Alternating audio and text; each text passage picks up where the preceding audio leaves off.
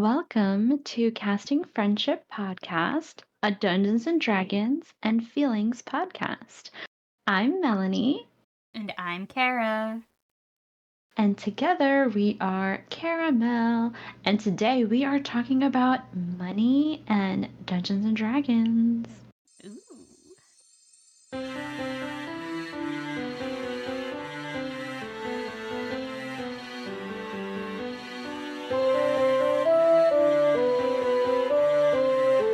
I'd like to cast Friends. Roll for charisma. Kara, tell us, how are you feeling today? I feel pretty good, honestly. Yeah? Before the holidays, I've told you this before, but my job was killing me physically. I was Yeah, yes. sick over it. It was stressing me out so much. And I did not believe it when everybody at the office said it's because the holidays are the hardest time, and they're especially hard when it's your first holiday season. Specifically because we have a good amount of time off around the holidays. Like, I think we were off 10 or 11 working days. Oh, that's amazing. That's Which, great. yeah, sounds incredible, right? And, like, as a former teacher, I was like, heck yeah, that winter break, Yeah. that's solid. However, we have state-mandated deadlines that do not change because we have those days off. So it turns a 45-day No, deadline you're just rushing, yeah. into a 25-day deadline or whatever. Yeah. Yeah. So I was working like 12-hour days. We don't get paid enough for me to work that hard. I'm a hard worker, but speaking of money, I want to Yeah. get paid for my work. Exactly, And as we all as we should. should, We all yeah. deserve that, yeah. So yeah, that was hard, but since going back last week, I guess they were right because I'm now working normal hours and even have a little bit of like free time during the days. I've really gotten used to my ability to like schedule virtual meetings instead of in person, not feeling like I have to go to in-person things because we really Yeah. do run our own schedule. So like they were right. Now that I have a normal amount of time to do things, I am good at this job. It turns out. Yeah. And we'll see. I mean, I'm still giving it time, giving myself time to settle in, and remembering how hard those last couple weeks before Christmas were. But as of this week and last week, I haven't like made myself sick over the job. I've done a really good job of telling myself that like I'm new at it still, mistakes are going to happen, and also it's like a people and social service job, and therefore like Mhm. things are just going to go wrong. They're outside of my control, and I'm really bad about Yeah. like telling Yeah. myself that I think I was in this like loop where if I wasn't perfect enough to not let the things I can't control happen. I don't know how to say like I wanted to be so good that I could stop people from canceling Right. meetings Right. or Yes. yeah. And so I think I was blaming myself for things that I could not possibly blame myself for or shouldn't blame myself for. I think that's healthy to have Yeah. to understand what's in and what's not out of what's in your control and what's not in your Mhm. control. Mhm. Yeah. And I think I was I just think that's working so hard healthy. that I totally forgot that. And I Yeah. was taking things personally but, I feel really good as of this week. Like I went into the office today, got a good amount of stuff done. I'm feeling it I'm in my groove. I really am good at this Yeah. job. Like it's a very like checklist based job. Very repetitive. Okay. Like things are always Yeah. different because I'm working with people and babies. And Mhm. so every case is different, but truly we follow the same checklists for every case over and over and over again. And I am an ADHD girly who loves a checklist. Yeah. So I Okay, love so that that. works for Yeah, you. and Yeah. I'm like an advocate in my position. I'm an advocate for like new moms and babies, and I get to like forge this connection with parents, with people, and that's what I miss about teaching is being someone's like trusted ally who I like putting in the Mhm. work to build rapport. I like making sure people understand what they're doing and that they feel empowered and that they're valued and valid. And this job gives me a lot of that too. So it really is a good job for me if I can work out how to do it to the level that the pay is giving. Yeah, it sounds like it's emotionally fulfilling for you, but there is an ebb and flow to it. And it did Mhm. sound like at one point it sounded like it was completely unsustainable. Mhm. But right now it's returned to a sustainable level.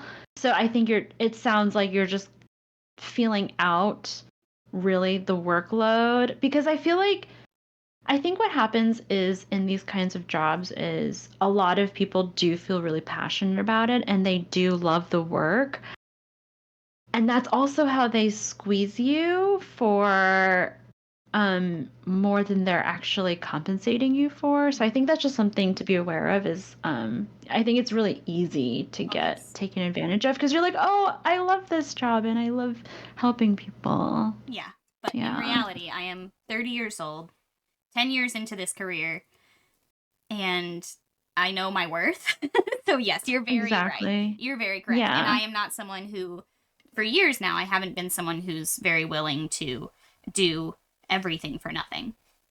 So yes. Yeah. Yeah. Exactly. Keeping in mind that tentative, I'm still in my first year. We'll see. Yeah, yeah, it sounds like you're still trying to feel it out. Just like keep your eyes open and, be aware.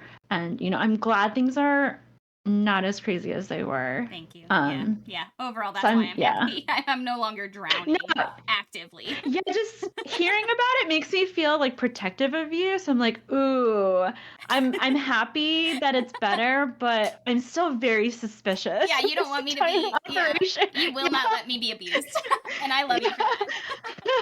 I'm like, it's okay for now, I guess. You know that in all abusive relationships, there's love bombing and then there's abuse. Yeah. Yeah, exactly. I'm and like, you will always remind me of that, and I appreciate you. Is this just the cycle? I mean, yes. So while it may not be the job for me long term, right now in this exact moment, I'm not exhausted like I have been for the past 4 months. Yes, so and I'm happy for that. Yeah. Thank you very much. How are you feeling? How are you doing? I'm doing well. I did not have work today, so I was just cleaning and just like working on my own projects and like getting my life together. I love. It's not that I like cleaning. Here's what I'll say. I'm naturally someone who is very like cluttered, and I live in disarray. And so I think a lot of my effort is trying to counteract those natural instincts that I have within myself. Like my whole life is structured around trying to outsmart the person who just wants to be who just wants to like, drop everything chaotic. Yeah. Yeah. So yeah, I think it feels so good when like your house is in order and like things are organized and like you feel together. So yeah, I'm feeling very good right now. Good. I can relate to that hard. I am the messy one in my marriage, and yeah. I honestly, my husband is so clean and neat and tidy that I've started to just give in to my demons and let him take care of it. I am not the domestic one in this house. I've gotten better. Like you see my office, it's pretty good. That's only because we stream once a week. So I have incentive to not look like a slob. So I can relate to that. And also how good it feels to like outsmart yourself and keep things clean. Yeah. And find the tricks that will trick you. Yeah, exactly. I feel like when there's visual clutter or like when you let yourself dress in a certain way or like present yourself in a certain way, even if you're by yourself, I do feel like it really affects your mood and how productive you feel and how ready you are to like do the things that you wanted to. So yeah, I think I'm just really making those connections in my mind. And so I'm like, okay, I want to like maintain this. It used to be that I used to think of it like, oh, I have to go clean this up. But now I think of it as I deserve to have a space that's like clean. I deserve to like be together, and I'm going to go do that for myself right now. So that's like it's like a self-care kind of feeling. I love that perspective. I love that you always find a way to like you don't just trick yourself into like doing things. You like morale yourself into doing things. You really manage yourself like a good like someone with really good people skills. Like just the fact that you like know to change your whole mindset and not just a habit. Yeah. Therapist. Yeah, I'm very kind to myself. I don't really bully myself into anything. I don't say like, "Oh, I'm so stupid. Why did I do that?" Because I that never doesn't say work. stuff like that. Yeah, I always like, "Okay, that's okay. I am a This is what we're gonna do human. next time. This is why that happened." I adore that about you. Ah, Uh, beautiful. Well, speaking of keeping our lives in order and making money, mhm, mhm. let's talk about money. Let's Yeah. talk about gold. Yes. Yes. Mm. Okay, this is exciting. Yeah, this was not a topic we originally planned for this podcast, and we just like yesterday, we're like, what are we going to talk about? I don't know, money? It seems relevant. Yeah. I was like, "Is there anything there?" And then there was. Yeah. We just chatted about it, and there was a lot more than I initially thought. It was amazing. Mm-hmm. This is gonna be great. So we initially, obviously, were thinking money in D&D. Like, let's talk about all the things. I mean, first of all, we were just kind of talking about, but I'll ask you, have you played in a campaign that like really nickeled and or copper and silvered you and made you like really hoard money and use money wisely and had a lot of like intricate shopping experiences, anything like that? I haven't. All of my home like D&D games have been very loose with money tracking. I think because nobody really wants to be an accountant, or I'll say in the games that I've been in, okay? Nobody wants to be an accountant and like track that level of minutia. I think we're really there to just have fun with each other, get into cool shenanigans, like throw fireballs, you know? Yeah. Not like, oh, I need like 5 more copper to spend the night at this inn. We better go do something. We got a side quest. I need some coppers. Yeah. Exactly. Exactly. So yeah, I haven't had that experience before. What about you? I have not like played in a game that was like that, but I DM right now a group that it's the group I always talk about. The Monopoly The group. Monopoly group. They are my Monopoly Yeah. players. Yeah. They're crazy. They're crazy people. I've decided to just go Yeah. off book because they're gonna write a better story than I could ever come up with. And so far, and this is a relatively new campaign. I think we started this like in the summer, maybe. Mhm. But since we've begun, they first acquired a pirate ship, which they immediately decided they were going to fully get legalized and start a legal, like tax deductible Oh, they spice went trade. straight. They went Oh straight. my gosh. They killed a bunch of pirates, took their ship, and said, "Let's use this to make like real good money that we don't have to like launder or do anything crazy with." So they decided to start a spice trade business. Around that time, one of the players had to step back and leave the group, but she was like, "You can leave my character and like just let her be like an NPC essentially." And so they put her in Wow. charge of running that part of the operation. So her character just kind of hangs back, has been working on getting their spice trade off the ground, and they have like very specific like business Wow. plans just for the spice trade. And then They're from like, "Let me there, write a charter." yeah, for the- since the beginning of this campaign, one of their like little like fun side things is I gave them a restaurant. It's like a themed restaurant with a fight ring in the basement, like an illegal fight ring. And that was one of Wow. the ways they Wow. started like making money and getting famous, because their whole leveling up process is based on how famous they become. They are fallen gods in this campaign. They're literally gods, and they have to get their godhood back, Mm. and they level up by getting followers, getting people to believe they're gods and to like worship them essentially. So it behooves them Oh, I to love do great that. deeds. Yeah. Yeah. So they Yeah. started at level 1 by going to a fight ring and just starting to like fight for crowds and do cool things. Mm. And I should have known that I wasn't just giving them a fight ring. I ended up giving them a restaurant that they then worked out like a whole contract and like an offer to buy the restaurant because they wanted to franchise it. They wanted to make it part of their whole business, which is called the seasonings. They ended up declining the asking price. I like came up with a whole contract, a whole business deal. Wow. And that was the It's like last thing we did. negotiating.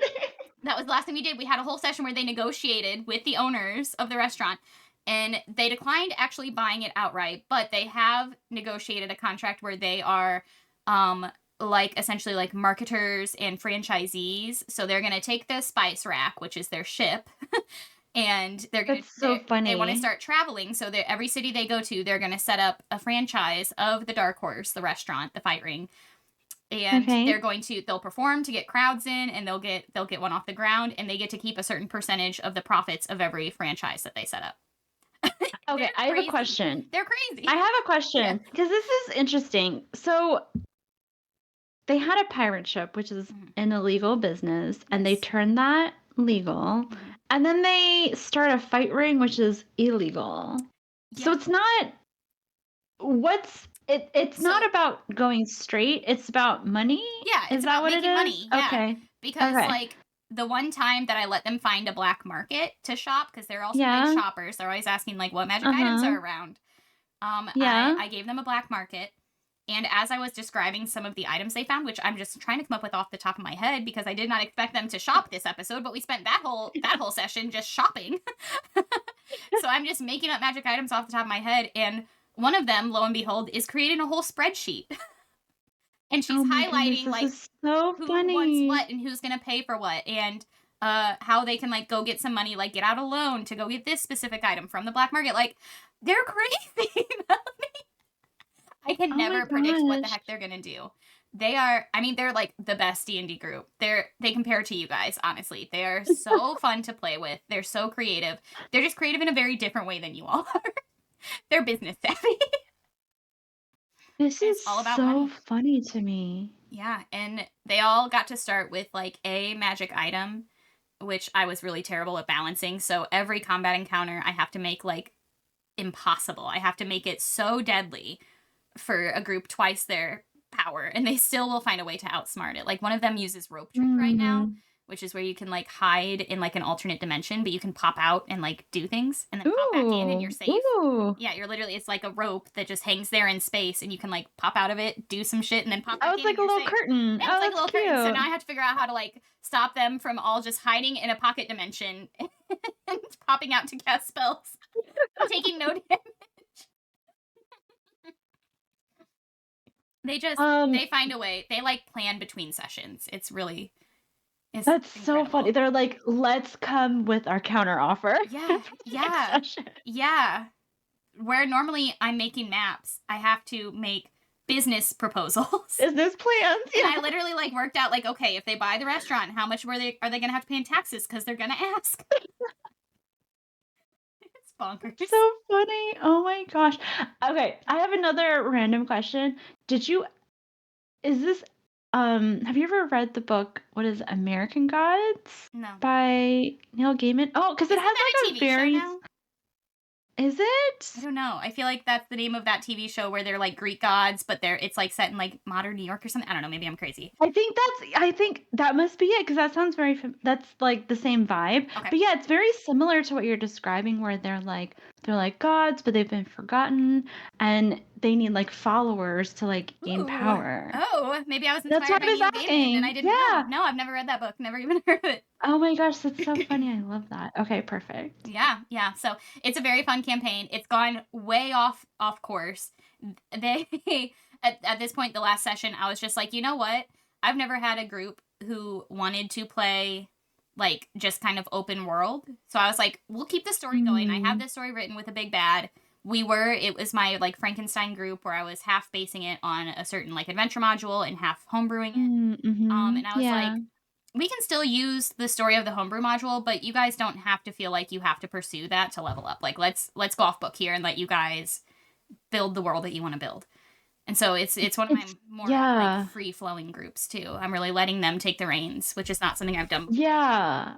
It sounds like they're just really enjoying themselves, like negotiating and making money and like scheming. Yeah, I expected them to get power in the way I expected them to get that power, and they're finding every way to do it differently, and I'm like, fantastic. That's what this game is for.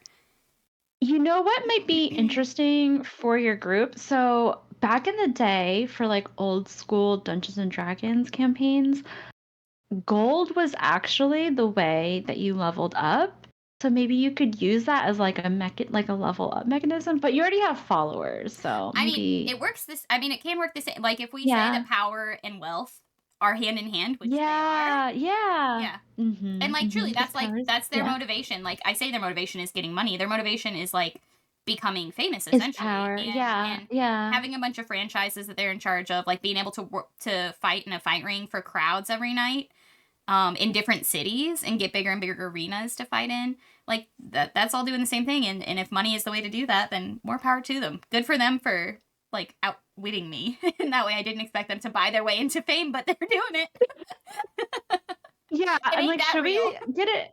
Should we get an MBA so we Right. can play this Dungeons and Dragons game? I'm not smart enough to play with this group. It is so good. They really are. They're incredible people, incredible players. So yeah, I mean, that is the one game where money is a big factor. Like very important. Yeah. And so I've learned what it takes to run a game that's like very like resource managey, because I have to in order to keep them balanced. Like if they're gonna constantly seek out opportunities to get money or powerful items or worthy things, I have to be able to like counteract that and make it difficult. Because if I just let them make money without difficulty, that gets boring pretty fast.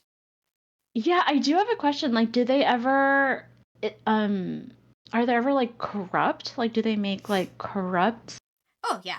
decisions to make money? Okay. Yeah, So for sure. they're very neutral. Okay. Yes, they are. They are pretty true neutral for a group of gods. Like some of them are good, but for the most part, they're pretty true neutral, and they're all really good at roleplay too, as their gods. Like, I let them pick. They could either pick a D&D, like a Forgotten Realms god, like from the D&D lore, or they could pick like a real god from like a human Greek history. god. Yeah, like an Earth Greek god. That's cool. Yeah, so we have like I think an Aztec or a Mayan goddess. We have and she's like the goddess of like the moon and water and love and fertility.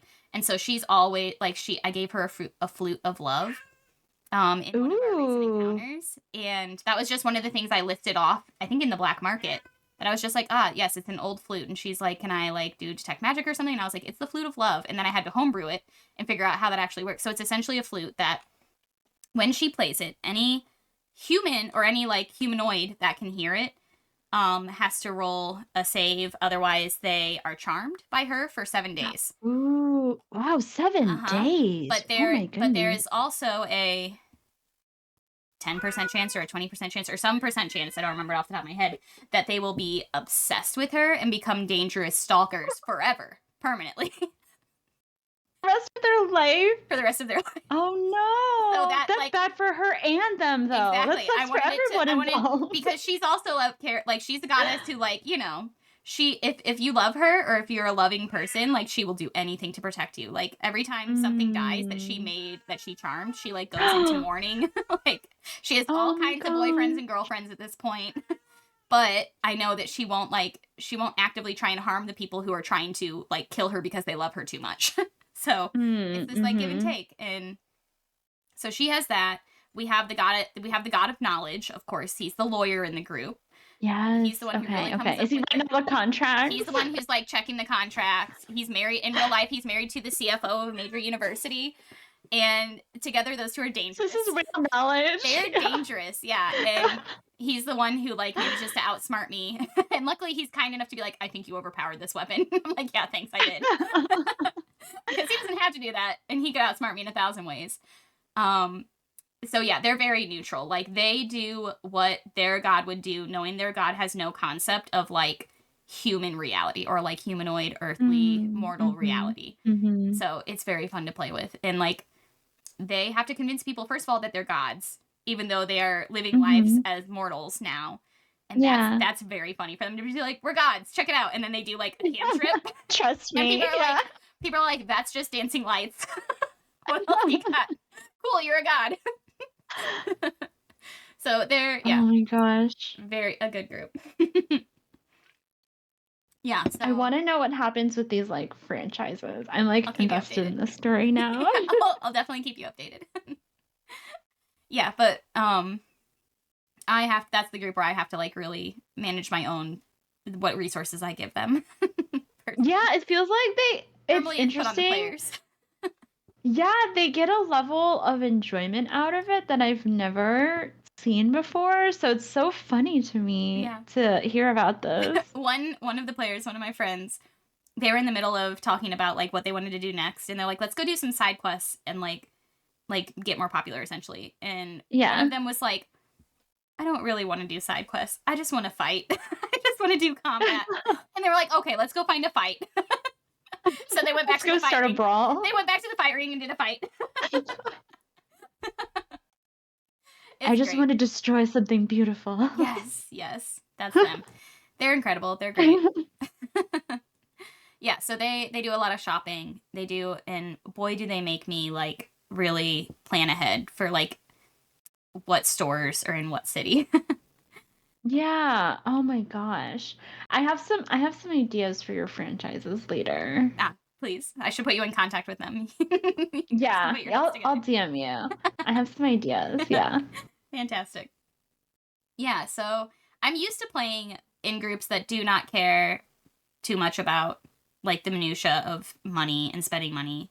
You know, everybody likes to put gold in their inventory when they find it at the end of a dungeon in piles or like collect those precious jewels, but not everybody is very good at actually taking the money out of their character sheet inventory whenever they're buying stuff. So guilty. Yeah, I'm so guilty. Yeah. And most of the time as the DM, I don't really care. It's only groups like that I have to worry about it. It's not because I'm trying to steal things from our D&D world, but yeah, I do remember specifically last time we were in this town where there was like mermaids, and I had purchased like a very beautiful shell necklace, and I was like, I put it on and just forgot about it. Yeah, we moved on too quickly for you to go in and change your inventory. Yeah. It's fine. It happens. Yeah. And I'm like, if I wanted to be the DM who was like, did you take it out of your inventory? I would, but honestly, it slows down the game, and I don't like anything that slows down the game too much. So it's a practice in patience for me to be like, okay, let's actually like tally up how much gold you're spending here. Because usually if you guys are shopping, or you're like, or if Dane's like, I want this very specific weapon made, or I want this like gift made for someone, I'm like, I just have to like guesstimate in my head really quickly how much that should cost. And that's a lot of math that I'm not very good at.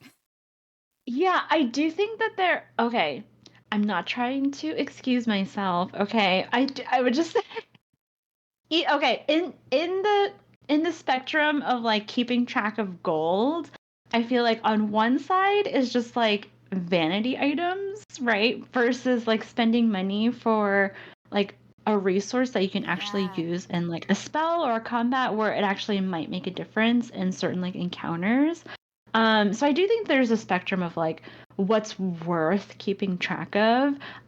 Therefore, I should just have my necklace for free. I think I agree. I think I totally agree with that. Like, there's the aesthetic, and then there's the practical.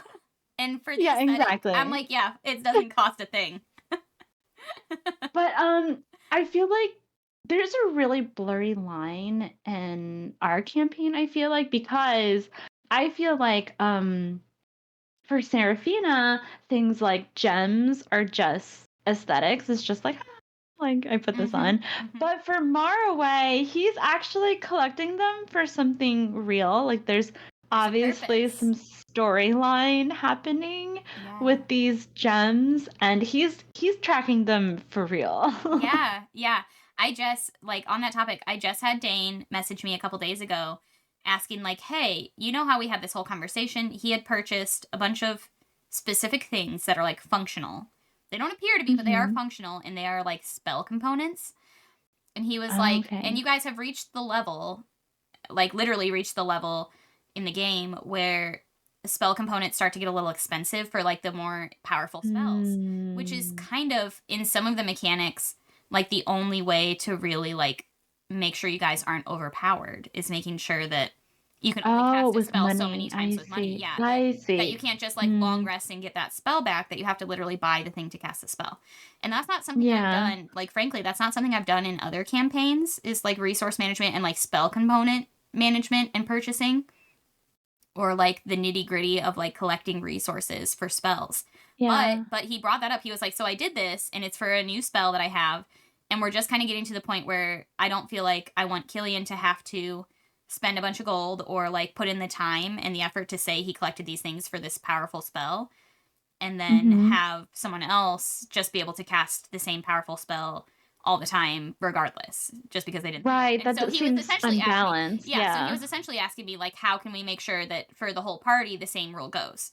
Like, he wasn't Yeah. necessarily saying we all have to pay money to buy spell components, or like that we even all need to do that, but we all have to have a conversation amongst ourselves of are we Right. willing to go ahead and like do spell components as an actual practical thing that can Yeah. affect how often Yeah. and frankly we probably should, because you guys really know how to play. You are all really like knowledgeable about your character sheets, and I'm gonna have to like balance encounters somehow.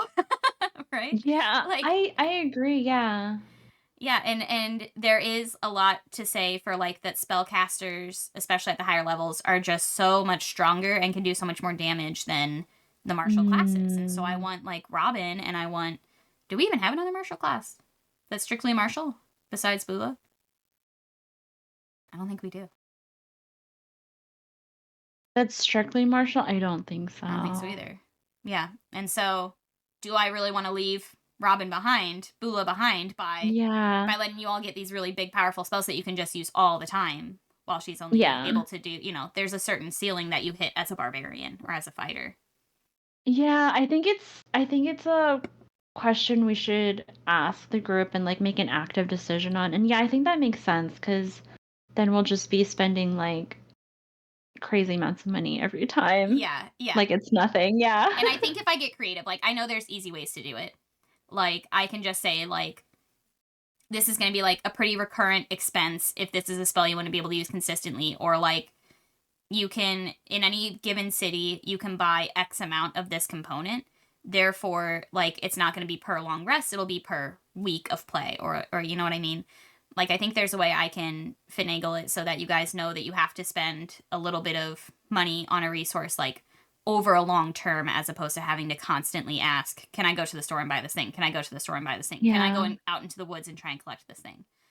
So I need to, myself as a DM, get better at finding that way to keep it from slowing down the game, while also making sure that you guys know that like some resources are finite, or some things are like one-time use.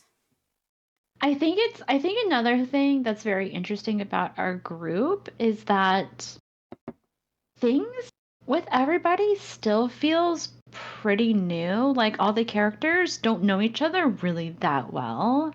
And so my understanding is that we're all tracking our finances separately.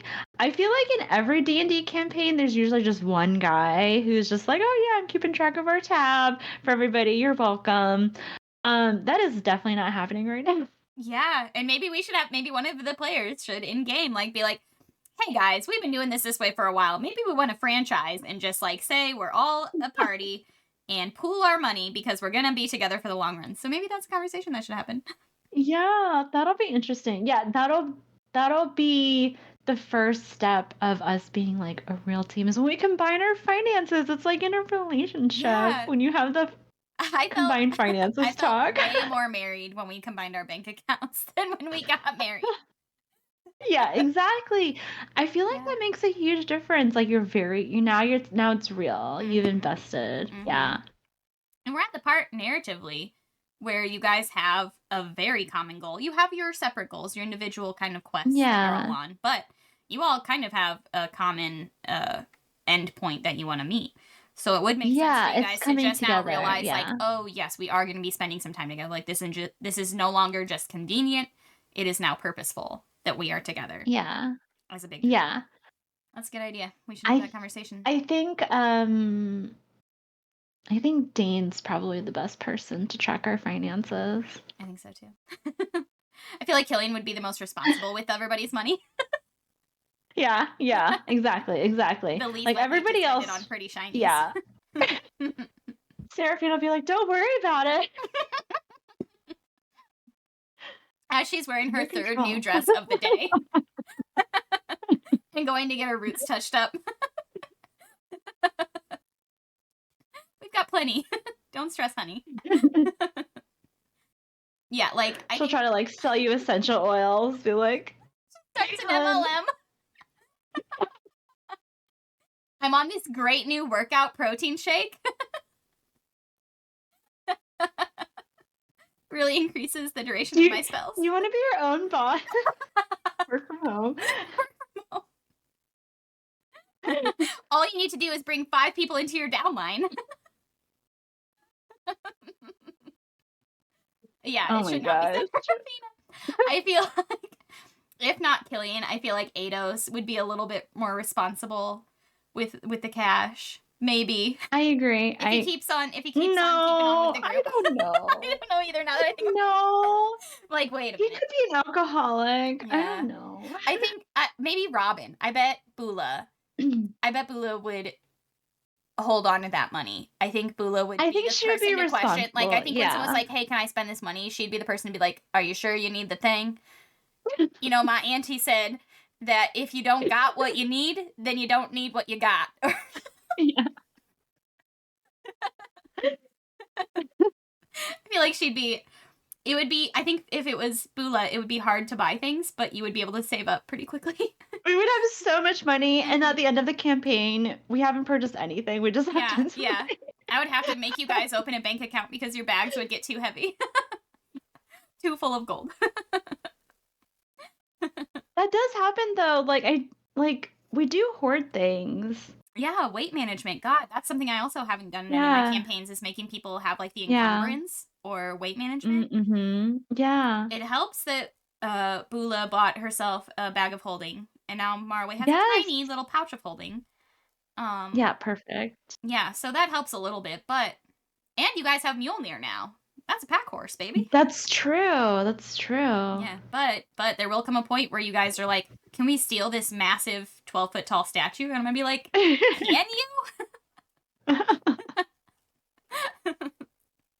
Yeah, these are all things that, because Dane brought it up, I'm suddenly, as a DM, being like, oh, I know nothing about Dungeons and Dragons.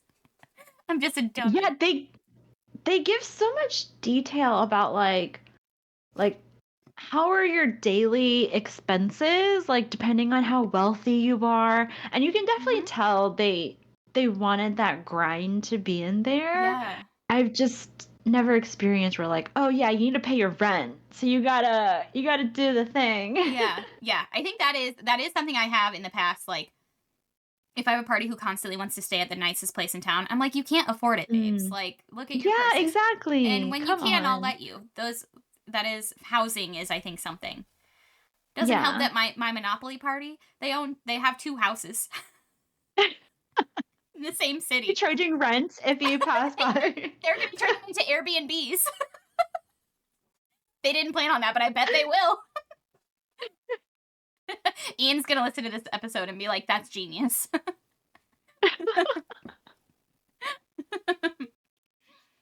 Oh my gosh. Yeah, this is all fun stuff that I'm just now having to, like, confront.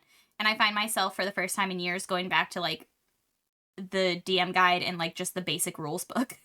And being like, what does the book say about this stuff? Because for some reason, I've never absorbed any of it. Because I've managed to go this long without having to really think about it that closely. But I'm also... Yeah, you just gloss over it, yeah. And you guys know me. Like, I'm down to clown. I'm a rule of cool DM. Like, if it's not, like, super cool and fun and awesome, I'm not going to put it in the game. But... Yeah. But I could see how I need to balance the challenge somehow. Yeah. It seems like your Monopoly group has somehow found the fun in what appears to be the mundane, and so they make the accounting like silly and fun. Yeah. Whereas like most groups would be like, oh my gosh, now we gotta track every penny. But I think we're rubbing against just like being overpowered if we're not tracking money. Yeah. And my Monopoly group is doing that for me amongst themselves. Yeah. So I'm not having to put in the legwork, really. Like, it's fun for me to, like, try and come up with an offer for a contract or, like, try and, like, negotiate a deal. Like, I still get them rolling. I still have them rolling dice and having things turn out badly. So it's still fun for me. But in a group like ours, I'm like, I don't want to shoulder the burden. And I also don't want you guys to shoulder the burden because we have so much else going on in this campaign.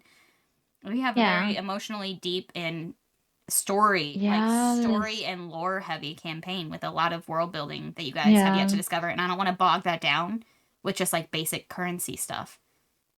But I have a friend, I have another friend who he has this, it's like a, I don't know, like a 5 or a 6 shot, essentially, like a short Mhm. campaign, like a very standalone campaign that he was planning, and he was homebrewing a world, and it's kind of based on like Hades, like the underworld. I And love it. yeah, and he created his own like banking system for it and his own Oh. currency system, and like he like made a pamphlet for the bank. And so he Wow. hasn't launched the game yet. We have it like planned. He wants to do it someday, but this is like he hasn't DM'd yet ever. So he's trying to start a normal campaign before he runs that one, because that's the one the Hades world is a homebrew, fully homebrewed, obviously. Yes. Yeah, So yeah. he So he wants wants to to run like kinda a like normal campaign a to really do training his reel. exactly. Training wheels, yeah. Yeah, so he wants to Yeah. run a normal campaign before he does that like very intense homebrew. Yeah. But when Mhm. he sent us like some of his like he made like visual guides, pamphlets, like he has all this like world building stuff, and I'm like, I never thought to like have a bank have a pamphlet and like have a banking system and explain the currency of hell or of Hades. I'm excited for it. I'll put it in the chat, and I will send it to the Instagram and to Yeah, the fan that page, so sounds everybody very can. I'll get interesting. his permission to share the pamphlet because it's very cool. Yeah, I mean, is the money from, like, people's faces, like, their eyes when they die? Is that how Oh, income comes in? I don't remember, but it's something like that. I'm gonna see if 'Cause, I can find it while you we're know what? chatting. You know what? That money goes to, the guy, the river guy. Yeah, the river Styx. Starts with a C. I forgot his name. Yeah, I don't remember it either. Let me see if I can find his Yeah. pamphlet. There it is. Welcome packet. I'm sorry, It's so I'm cool. so excited, I wanna hear this. Yeah, so I'll get his permission to share. It's a welcome guide that he made. I'm gonna describe it to you. So Okay, yeah. the world is called Eberus, Eberus. Mhm. The campaign is called The Great Pilgrimage, and the cover of this welcome packet, it's like for people who have arrived. It's like this very mountainous vista with these like snow-covered pine trees on top, and then Oh, beautiful. and then it's all black and white and gray. There's a Gothic cathedral, an image of a hiker hiking through like a stony mountain, and then an image of like two like elven figures in some columns, all in black and white. And it says, "Congratulations, your start date is Lethe 5th, 1540. An official info packet for the Pilgrimage of Heroes is attached." It's so cool. It's so cool. It says, "Welcome to the world of Erebus. An official info packet for the Pilgrimage of Heroes. Erebus is a world forged from the ashes of the divine conflict known as the War of Gods. After the fall of many deities, Hades and Persephone were gifted this realm as a symbol of their liberation from the underworld's dark chains. Erebus is a land of contrasts, with sprawling empires, magical ley lines, desolate wastelands, and dark haunting realms ruled by both the living and the dead.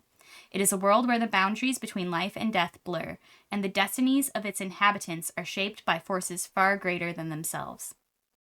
The next page describes the continents, the political powers, the ley lines. The main city we were going to start in is called Necropolis in Elysium. And he has a map of the city with the different like quarters and the river Styx running through it. He has some key locations: the Abyssal Bank of Elysium, the Market of Shadows, the Whispering Library. There's a packing list. The next page is the Great Pilgrimage packing list. It says, "Don't forget your honor." And it's separated into weapons and armor, adventuring gear, tools, and kits. And it says, "With these items in hand, you will be better equipped to face the perilous landscapes of Erebus. From the frozen tundras of Umbra to the burning peaks of Tartarus, the pilgrimage will push your limits. Pack wisely, and may the gods watch over your journey. Safe travels. Trail Staff." Trail Staff. And then it has a trifold pamphlet of the Abyssal Elysium, or the Abyssal Bank of Elysium. Yes, I want to hear about this. Yes. Okay, so the denominations of currency. We have the Obsid Pebble, the Odd-Sid Coin, the Obsid Token, the Obsid Ingot, and the Odd-Sid Shadow Note. Oh, okay. Yeah. And their services are deposits and withdrawals. You can keep your Odd-Sids safe with us. Withdraw them whenever you need. They offer loans tailored to your financial situation with special consideration for our undead clients. And they have a currency exchange, so you can trade foreign currency. It's foreign currency. I mean, this is very okay. I feel like the whole concept of the fact that there's pebbles, coins, ingots, and also a note.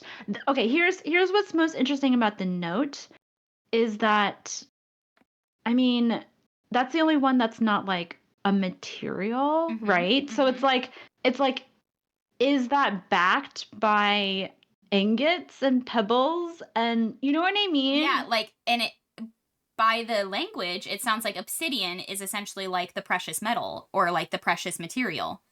Like the way the dollar is backed by gold. Obsidian? Yeah, are the notes backed by obsidian? Exactly. I bet they are. I bet they are. I mean, He's so crazy. Okay, no, the next page. So the inside of the pamphlet, it has an asterisk and it said, ingots are heavy and are encouraged to be kept at the Abyssal Bank of Elysium. Obsid shadow notes are given by the Abyssal Bank of Elysium for proof of high value currency. So yeah, they're banked by the obsidian. It is ingots. banked. Yeah. Oh wow, interesting. Okay. Crazy. Interesting. Yeah.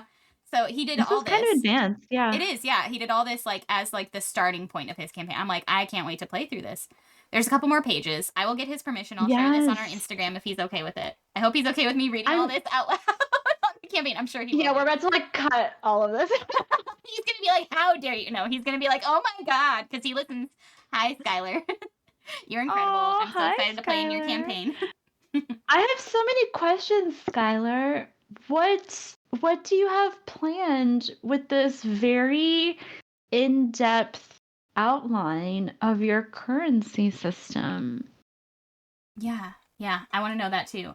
I want to know how his brain works, that when he said, I'm going to build a world, he started with the bank and a currency system. Yeah. And how that's going to play into the adventure. Like, I'm wondering about your Monopoly campaign, right? Like, there's certain nuances that I'm curious about to see if it's going to develop in that direction. Like do you make rolls on how well like businesses are doing? Like, is there going to be like a recession when they have like a bunch of these franchises open? Yeah, like, or are they going to flood the market and end up with too much product and not enough buyers? Yeah, these are all things I have to consider. Well, there's techniques for that too, because like let's say you own a bunch of like franchises, right? And you have too many franchises. One technique to continue making money is to make money off of like, it's like you're kind of making like an MLM where you're making money from the franchises. So it's like, let's say your franchise is like, I don't know, making bread, right? Like you can sell your franchises, like the ingredients to like make the bread, like specifically for your bread. And you're not, so it's like all the losses are for like your franchises, but you as the owner are like still making money. So you could set it up like that too. Yeah, I think that's what they were going for when they declined buying the original restaurant and just decided to be franchisees, because they didn't want the overhead cost or the initial buying of the property. Exactly. Because you're taking on that risk. Yeah. So so I think they did this pretty cleverly, and I'm excited to see like where they go with it, how far they're willing. Because they don't want to bother with the details. Is that what it is? Yeah, pretty much. Yeah. And it's gonna be interesting. And I think now that I know how they're playing, I can start to play with. Mind you, this is all set in the Forgotten Realms. They started in the city of Baldur's Gate. So I'm working within that system up until now, but at this point I'm like, I'm going to start to stretch this world and make it our own, and I'm going to start to play a lot with like social class and classism and start to make them kind of confront what it is to get famous via being wealthy.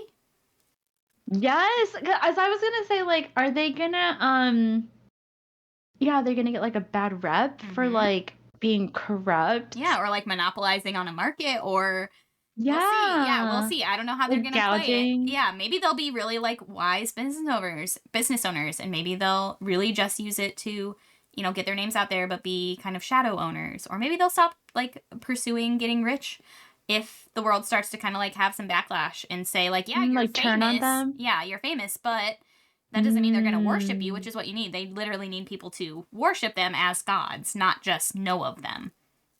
So pretty much every time they do some big heroic act that would get them attention and recognition, that's when I usually level them up. But it's going to have to be like when you do things that are good for the whole, good for the most amount of people.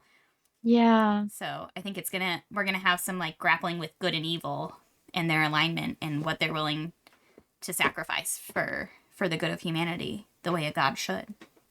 We'll see. We'll see. That's I think very it opens up interesting. some interesting questions about where the campaign is going to go. It's not just going to be them trying to defeat some evil. It's going to be them trying to like grapple with what is evil, what is a good god, how does a god really get people to worship them.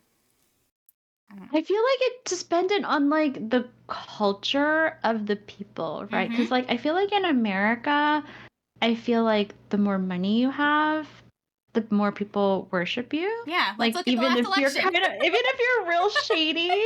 Yeah. No So joke. Yeah. Am I going to make this a capitalist nation or not? Is there gonna be like a stock market and like finance bros? Right. Am I gonna have to like Wall Street this? I don't want them all to turn into Wall Street bros. Everybody has like a vest and like a button up. I don't want this world to have cryptocurrency. I don't want it. There's like a Dogecoin. And then somebody invents like NFTs. No. Yes. I mean, and then I'll have to Google what that means. I think a very obvious next step is for me to literally have a devil offer them a deal for wealth and fame and see where that takes them. We'll see how they would. I haven't thrown any devils at them. I haven't thrown any demons at them. I have no idea how they'll respond when that does happen, knowing that they are gods, literal celestial beings in mortal bodies. There's so many ways I can play with this now that I've kind of opened up the concept. Yeah. I'll tell you in secret. I think I've already told them this, but I'll tell you in secret. We're running the storyline I'm running, bastardizing really, but I was running just Descent into Avernus, which is I've never played that. I have not either. But I know the story obviously very well. You start in Baldur's Gate. The neighboring city, Elturel, is dragged into the hells. Like literally a whole city is sucked into the hells. Oh my goodness. And Baldur's Gate is next. Is the big there's a whole cabal of devil worshippers and all these things that caused it all to happen. In a storyline within the hells that they can go and follow through. And I'm like, we're having too much fun in the material world for us like to go making money. Yeah. I'm like, I don't even want us to follow that storyline anymore. This is way more interesting. There's so much more I can do with this. I can still include the devils, but it's gonna be different, I think, because they made it so interesting. They took every opportunity to like make what they were doing in the current moment cool within the first couple levels, which is normally just like side stuff to start to level up. So I've talked a lot about that group today. You're welcome, guys. I'm very interested to learn more, like how they interact with like the social class and stuff, and how they react to, like how people react to their growing well. Yeah, I'm curious about that. I'll be sure to keep you updated. Like, for instance, they, like we were talking about earlier, the one who has the flute of charm, essentially. The love one? Yeah. This is the first time she has used it, and she used it in the fight ring while they were fighting an aboleth. Oh my gosh. Which is like a big, like, I don't know if they're not like primordial. They're like, they were what people considered gods before the Celestials came, essentially. And so they hate the gods because they're like, the gods stole our thunder. But really, they're just these big, super powerful monsters. Okay. And so this aboleth was like, I'm going to fight them in this fight ring because I hate the gods. And I've heard that they're running around telling people they're gods. Yeah, personal. Hate these bastards. So they were fighting an aboleth, and she decided to play her flute of love. She did manage to charm the aboleth. However, she also managed to charm, we rolled for it, how many people in the crowd were charmed. So 60 people in the 100-person crowd were charmed. Wow. And 10 people are obsessed with her now from this. And so she's having to grapple with the fact that now she has 10 stalkers. And right now it's funny because they're all just like following, like at any given moment. I'm like, and in the rafters, like you hear like a sneeze and you look up and someone's like, someone's like reaching and pulling like a lock of your hair or something. Like, it's very funny for them to just have 10 stalkers, and it's about to get real bad real fast. Yeah, and I'm so sure she learned it's pretty funny quickly. At first. Yeah, but she learned immediately. She was like, okay, I want to start to practice using my flute because I have no control over who hears it really at this point. Like, she hasn't used it or practiced, so she has no control over the volume or like Like, she is working with their genasi, their earth genasi, to kind of, like, create, like, sound tunnels so that she can target one person as opposed like to the whole focus? field. Yeah. So I was like, that's clever, because you're going to want to be able to do that, because obviously you can't just play it on a crowded field and expect things to be okay. Oh my gosh, that's so funny. Yeah. Love Dungeons and Dragons. You know what I don't love? Yeah. Spending fucking money on Dungeons and Dragons. Oh, so true. In real life money. This is something that's on our real money. It's on our little topic to talk about today. And we've talked about everything except, but I feel like it's important for us to talk about spending actual real money for a minute. Yes. Dungeons and Dragons costs money. Yeah. Even if it's only the $20, well, now it's like $50 to buy the first book. That's still money to just get started, to understand the rules. Yeah. And as a DM, frankly, it costs us a lot more money than it does a player. And yeah, in person and virtually. Yeah. And mind you, like, the arts, like, we should put money into the arts. We could go into the Hasbro of it all, but we're not going to, because I'm not that educated on the topic. But just generally the amount of money you have to put down to have, like, a quality D&D game. And I know you could say, like, all you need is a piece of paper and a pencil and your imagination. Your imagination. I know. You don't have to tell me that you can have a good D&D game without all this stuff. But it's more fun with all this stuff. No, it is. I think the little, I think that's how we get, like, dice goblins, right? Like, because you're like, ooh, I want to collect the dice and all the dice accessories. Yes. And the only reason I'm not a dice goblin is because I'm a DM, so I'm a miniature goblin. I have just baskets and buckets. My dad works at a hospital right now, and he brought home one of those, like, large, like, 6 foot tall, like, 10 drawer carts, rolling carts with these metal drawers for, like, little medical instruments. He brought one of those home, and it is full of miniatures that I have for D&D. Oh my goodness. He brought it home. He was like, do you want this for any of your minis? And I was like, I want it, yes, immediately. And it's full. I have so many minis. And the amount of money I spent on buying miniatures, and then my husband bought a 3D printer, so now we can print miniatures. Money on paint, on, like, the Etsy file that I want to print, like. Yes, yeah. But I love it. Like, that's a collection. It's like, that's me being a dice goblin. People like to collect cute little things. Yes. I will say I've somehow managed to avoid collecting anything for Dungeons and Dragons. I think I have one set of dice. I have a couple minis. That's it. Wow, impressive. I don't know how I've managed to do this. As a player and as a DM, I have a different notebook for every campaign. This is my Monopoly Group, God's Group notebook. So I do have a notebook, yeah. Every campaign gets its own specific notebook, whether I'm a player or a DM. I'll just, stuff as a player that I bought before I was a DM. I bought my own individual mini. That's not the same as buying every monster mini, but my own individual mini. I have a good amount of dice, a dice tray. I don't know. Yeah, there's not really much you need as a player. You can own the book, but you can also get away without it just by Googling. The virtual, yeah. That's true. Or you could pirate the book. Or you can pirate the book or borrow it from someone, or have someone send you their PDF. Well, yes, of course. Yeah. Borrowing from a friend is what I meant. I pirated it, technically, I think, because my first like, rules guide was a PDF my brother sent me. That was definitely not legal.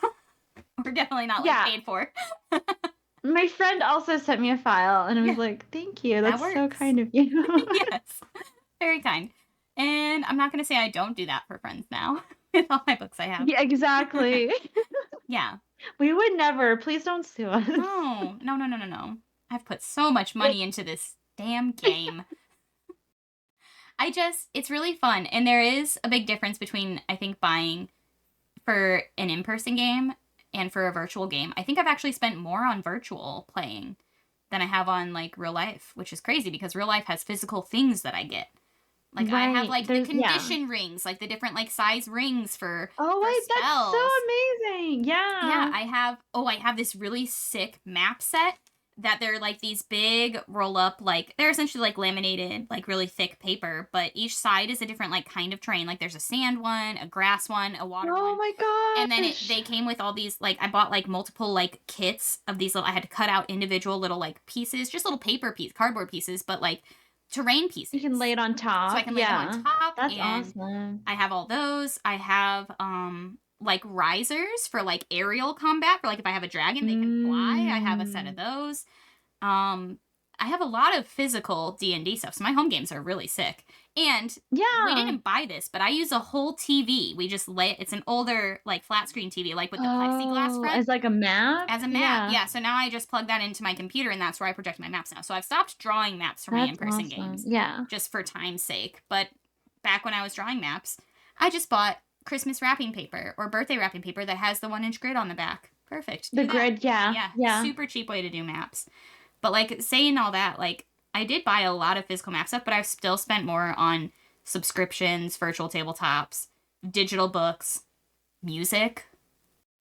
Yes, that's how they get us now, is just, we don't own anything, we just subscribe to things. Yeah, that sucks. And, like, my map making... What is that?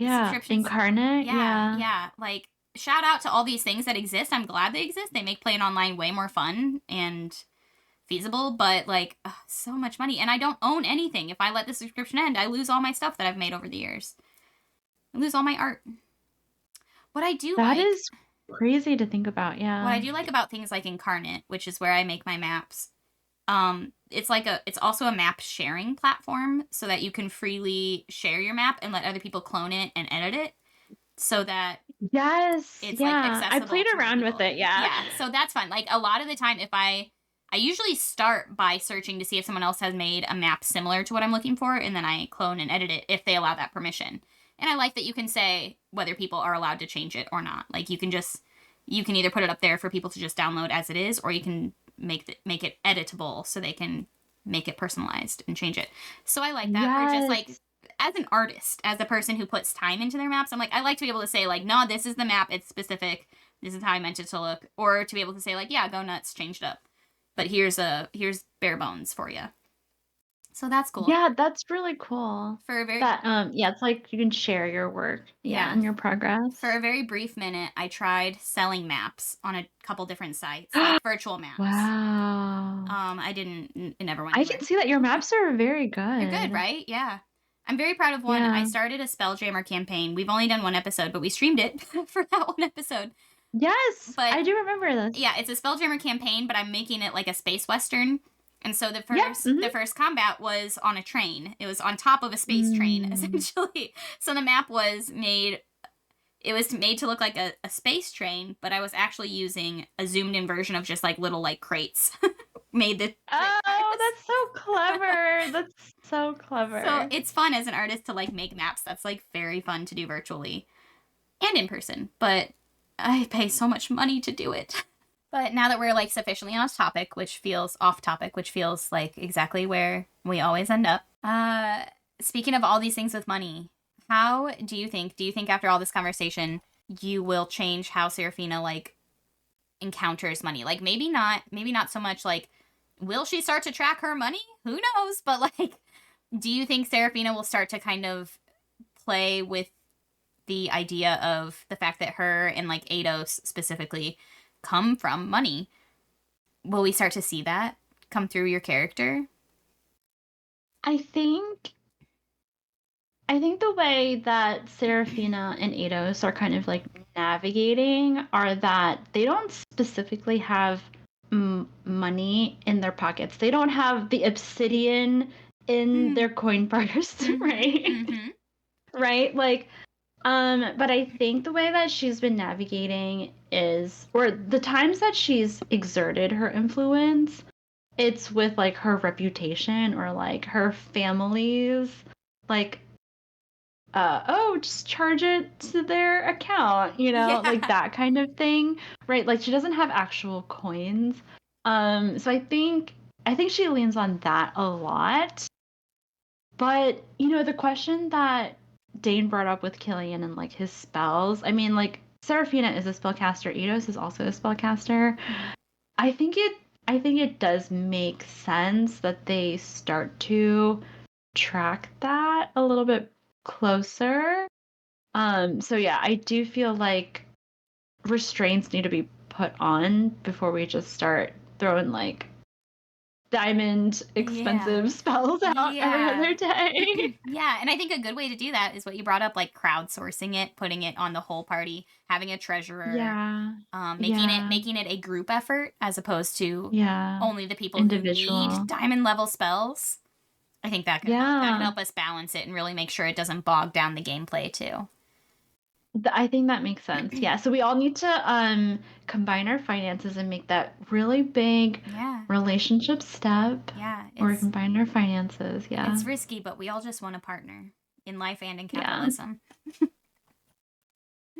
Oh, goodness. Okay. I agree with everything we've said tonight. I endorse this message. So thank you all for listening. Make sure you increase our wealth and leave us a review on whatever podcast platform you listen to us on. Check out all of Knights of D20's content at our link tree down in the description, including Dion Rising, which airs live every Monday night at 8 Eastern, 7 Central on Twitch. Bye! Bye!